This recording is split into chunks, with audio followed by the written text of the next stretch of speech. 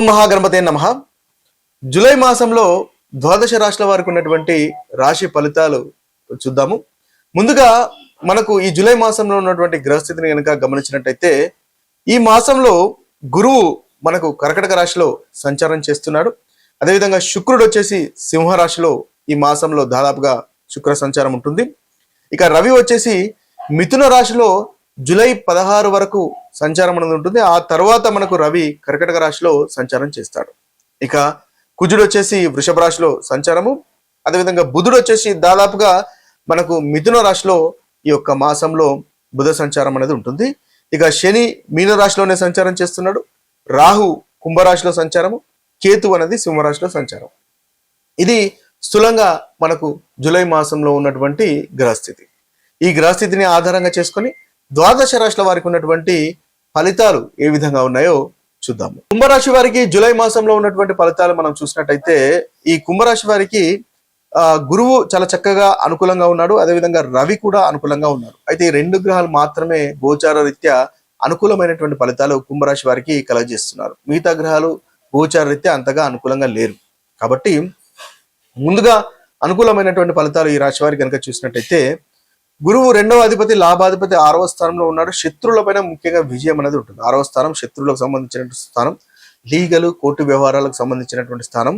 కాబట్టి ఈ లీగలు కోర్టు వ్యవహారాల్లో అనుకూలత అనేది ఉంటుంది. ఉద్యోగంలో పురోగవృద్ధి అనేది కనిపిస్తుంది. 2వ అధిపతి లాభాధిపతి కాబట్టి ధనం విషయంలో కూడా ప్రోగ్రెస్ అనేది ఉంటుంది. స్నేహితుల వల్ల లాభాలు పొందుతారు. అంతేకాకుండా నెట్వర్కింగ్, మీకు ఏదైతే నెట్వర్కింగ్ ఉంటుందో, పరిచయాలు ఉంటుందో ఆ పరిచయాల వల్ల కూడా చక్కటి అనుకూలత లాభదాయకంగా ఉంటుంది. ఇక రవి కూడా మీకు 17 తర్వాత చాలా అనుకూలంగా ఉన్నాడు. అప్పుడు 17 తర్వాత నుంచి గురువు రవి ఇద్దరు అనుకూలంగా వస్తారు. కాబట్టి రవి 6వ స్థానంలో సంచారం చేస్తున్నాడు. మళ్ళీ శత్రువుల పైన విజయము, లీగలు కోర్టు వ్యవహారాలకు ఇంకా అనుకూలత అనేది మనకు జూలై 17 తర్వాత నుంచి పెరుగుతుంది. ముఖ్యంగా సప్తమాధిపతి కాబట్టి జూలై 17 తర్వాత నుంచి ఈ భార్య భర్తల మధ్య అనుకూలత పెరుగుతుంది. వ్యాపారస్తుల మధ్య వ్యాపారంలో భాగస్వామ్యం ఉన్నట్టయితే వారితో కూడా అనుకూలత అనేది ఉంటుంది. వ్యాపారంలో కూడా అభివృద్ధి అనేది మనకు చక్కగా ఉంటుంది. సమస్యలకు పరిష్కారం అనేది మనకు ఈ తర్వాత లభిస్తుంది. ఎప్పటి నుంచి? 17 తర్వాత నుంచి లభిస్తుంది. ఇవి మీకున్నటువంటి అనుకూలమైనటువంటి ఫలితాలు. ఇక ప్రతికూలమైనటువంటి ఫలితాలు కనుక చూసినట్టయితే శుక్రుడు అంతగా అనుకూలంగా లేడు. దాంపత్య జీవితంలో అపార్థాలు, ధనం విషయంలో ఒత్తిడి, కుటుంబ విషయాల్లో బాధ్యతలు పెరగడము, మానసికంగా కాస్త అస్థిరంగా ఉండేటటువంటి అవకాశాలు కనిపిస్తున్నాయి. కాబట్టి చక్కటి రెమెడీస్ చేసుకోవడం వల్ల కుంభరాశి వారికి చాలా అనుకూలంగా ఉంటుంది. ముఖ్యంగా హనుమాన్ చాలీసా పఠించండి.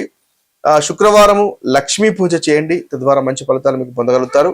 రాహుకేతుల యొక్క ప్రభావాన్ని తగ్గించుకోవడానికి రాహుకేతుల యొక్క పూజ చేయడం వల్ల కూడా మంచి ఫలితాలు కలుగుతాయి. ద్వాదశ రాశుల వారికి ఈ యొక్క పరిహారాలు కనుక మనం ఒకసారి గమనించినట్టయితే ముఖ్యంగా మేషరాశి వారికి రవి, కుజుడు, బుధుడు, శని అంతగా అనుకూలంగా లేరు. కాబట్టి వీరికి ప్రతి మంగళవారము హనుమాన్ చాలీసా పఠించండి. తద్వారా మేషరాశి వారికి చాలా చక్కగా ఉంటుంది. శనివారము నల్ల నువ్వుల దానము, అదేవిధంగా గణపతిని ఆరాధించడం వల్ల మనకు మేషరాశి వారికి ఈ మాసంలో చక్కటి అనుకూలమైనటువంటి ఫలితాలు కలుగుతాయి.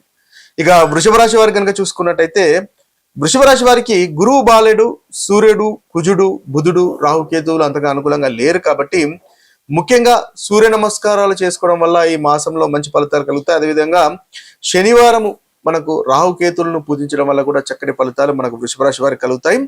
అదేవిధంగా గణపతిని ఆరాధించడం వల్ల కూడా వృషభ రాశి వారికి మాసంలో అనుకూలమైనటువంటి ఫలితాలు కలుగుతాయి.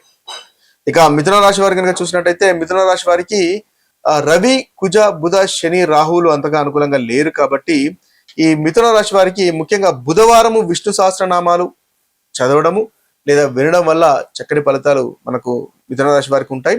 అదేవిధంగా శనివారము హనుమంతుణ్ణి ఆరాధించడం వల్ల కూడా మిథున రాశి వారికి అనుకూలమైనటువంటి ఫలితాలు ఈ మాసంలో కలుగుతాయి. ఇక కర్కటక రాశి వారికి కనుక చూసినట్టయితే కర్కటక రాశి వారికి రవి, బుధ, శని, రాహుకేతులు అంతగా అనుకూలంగా లేరు. గురువు కూడా అంతగా అనుకూలంగా లేరు. కాబట్టి ప్రతిరోజు సూర్య నమస్కారాలు చేయండి. శనివారము హనుమంతుని ఆరాధించండి. తద్వారా మంచి ఫలితాలు కలుగుతాయి. బుధవారం విష్ణు సహస్రనామాలు వినండి, చదవండి. తద్వారా కూడా చక్కటి ఫలితాలు మన కర్కటక రాశి వారికి కలుగుతాయి. ఇక సింహరాశి వారి యొక్క పరిహారాలు కనుక చూసినట్టయితే సింహరాశి వారికి గురువు అంతగా అనుకూలంగా లేడు. రవి 17 తర్వాత నుంచి అనుకూలంగా లేడు. కుజ, శని, రాహు, కేతులు అంతగా అనుకూలంగా లేరు. కాబట్టి మంగళవారం హనుమంతుని ఆరాధించండి ఈ సింహరాశి వారు, తద్వారా మంచి ఫలితాలు మనకు కలుగుతాయి. రాహుకేతుల యొక్క పూజలు చేసుకున్నా కూడా చక్కటి ఫలితాలు ఈ మాసంలో ఈ రాశి వారికి, మనకి సింహరాశి వారికి పరిహారంగా పనికి వస్తుంది. ఇక కన్యారాశి వారికి కనుక చూసినట్టయితే కన్యారాశి వారికి చాలా చక్కటి ఫలితాలు అధికంగా ఉన్నాయి. ముఖ్యంగా 3 గ్రహాలు అనుకూలంగా లేవు. కుజ, శని, కేతుల యొక్క సంచారం అంతగా అనుకూలంగా లేదు కాబట్టి మంగళవారం హనుమంతుని ఆరాధించండి, తద్వారా మంచి ఫలితాలు కలుగుతాయి. కోపాన్ని నియంత్రించుకోండి. శనివారము శనీశ్వరుని ఆరాధించడం వల్ల కూడా చక్కటి ఫలితాలు మనకి ఈ కన్యారాశి వారికి ఈ యొక్క మాసంలో కలుగుతాయి. ఇక తులారాశి వారి కనుక చూసుకున్నట్లయితే తులారాశి వారికి గురువు, సూర్యుడు, కుజుడు, బుధుడు, రాహు ఈ యొక్క గ్రహాలు అనుకూలంగా లేరు కాబట్టి తులారాశి వారికి ముఖ్యంగా బుధవారం విష్ణు సహస్రనామం వినండి, చదవండి, తద్వారా మంచి ఫలితాలు ఈ రాశి వారికి కలుగుతాయని మనం చెప్పవచ్చు. ఇక వృశ్చిక రాశి వారి కనుక చూసుకున్నట్టయితే ఈ వృశ్చిక రాశి వారికి శుక్రుడు, రవి, కుజుడు, బుధ, శని, రాహు, కేతువులు అంతగా అనుకూలంగా లేరు కాబట్టి వృశ్చిక రాశి వారు శుక్రవారం లక్ష్మీదేవిని ఆరాధించండి, తద్వారా మంచి ఫలితాలు కలుగుతాయి. అదేవిధంగా శనివారం హనుమాన్ చాలీసా పఠించండి, తద్వారా మనకు వృశ్చిక రాశి వారికి అనుకూలంగా ఉంటుంది. ఇక ధనుసు రాశి వారి యొక్క పరిహారం చూసినట్టయితే ధనుసు రాశి వారికి ముఖ్యంగా రవి, బుధ, శని, కేతువులు అంతగా అనుకూలంగా లేరు కాబట్టి బుధవారము విష్ణు సహస్రనామాలు పఠించడము, అదేవిధంగా వీరికి చూసినట్లయితే శనివారము హనుమాన్ చాలీసా పఠించడం వల్ల ధనుసు రాశి వారికి చక్కటి ఫలితాలు కలుగుతాయి.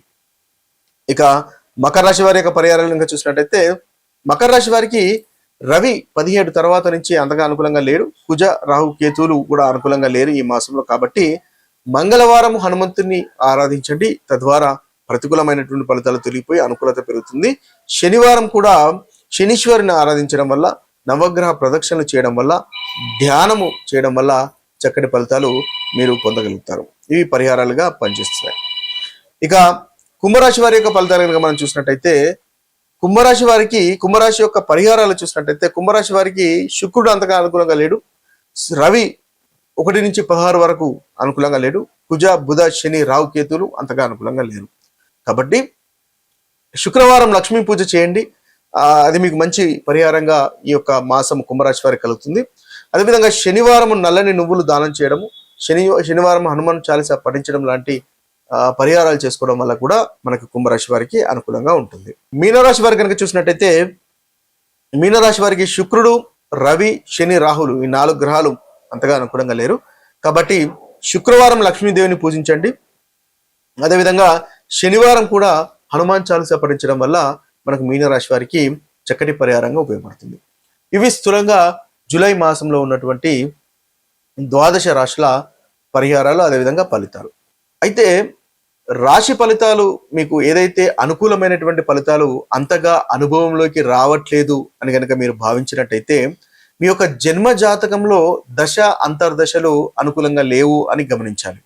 అదేవిధంగా మనం ప్రతికూలమైనటువంటి ఫలితాలు చెప్పుకున్నా అవి మీకు అనుభవంలోకి రానట్టయితే మీ యొక్క జన్మ జాతకంలో ఏదైతే దశ అంతర్దశలు నడుస్తున్నాయో అవి చక్కటి అనుకూలత ఉన్నాయని మనం గమనించాలి. కాబట్టి ఒకవేళ మీకు అంతగా అనుకూలమైనటువంటి ఫలితాలు కలగట్లేదు, కష్టాలు, బాధలు అధికంగా కనిపిస్తున్నాయి అని అనుకున్నప్పుడు జన్మ జాతకంలో ఏదైతే దశ అంతర్దశలు, గ్రహస్థితి ఏ విధంగా ఉందో తెలుసుకొని దానికి తగినటువంటి పరిహారాలు చేసుకోవడం వల్ల చక్కటి ఫలితాలు కలుగుతాయి.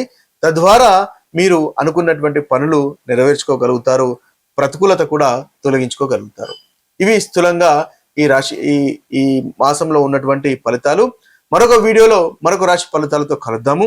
అంతవరకు సెలవు. సర్వే జన సుజనో భవంతు, సర్వే సుజన సుఖినో భవంతు. నమస్తే.